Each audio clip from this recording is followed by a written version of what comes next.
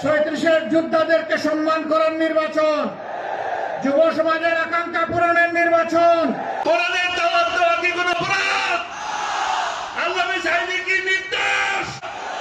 তবে আমি আপনাদের কাছে একটা সাক্ষ্য চাই, এই সাক্ষ্যটা দিবেন, রাজি আছেন?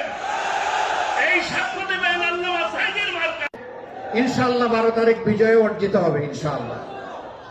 স্লোগান আমরা একসাথে দিব সবগুলো মিলাইয়া ইনশাআল্লাহ। পূর্ব পাকিস্তানের একসময় আমিরও ছিলেন, এরপরে বাংলাদেশ হওয়ার পরেও তিনি দায়িত্ব পালন করেছেন। এদেশের মানুষ ভালোবেসে 79 সালে তাকে নির্বাচিত করেছিল।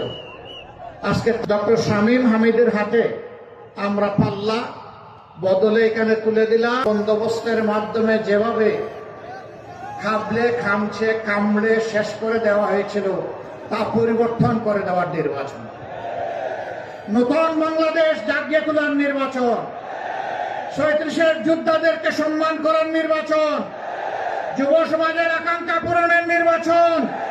যতক্ষণ বাংলাদেশ থেকে ফ্যাসিবাদ নির্মূল না হবে, যতক্ষণ বাংলাদেশ থেকে সন্ত্রাস নির্মূল না হবে, মানবিক নেতা ডাক্তার শফিকুর রহমানের নেতৃত্বে আমাদের আন্দোলন চলবে ইনশাআল্লাহ। সাক্ষ্য দেবেন আল্লাহ সাইদের মার্কায়। এটা আমার মার্কা নয়, এটা আল্লাহ সাইদের মার্কা। আকাঙ্ক্ষা, এই আকাঙ্ক্ষাগুলো বাস্তবায়ন করার জন্য আবার যদি বক্তব্যে আছেন জাতীয় মুক্তিযোদ্ধা পরিষদ কেন্দ্রীয় সহ সভাপতি ইসলামী ব্যাংক হাসপাতাল বীর মুক্তিযোদ্ধা প্রফেসর ডক্টর আলতাফউদ্দিন আহমেদ। শুকরিয়া।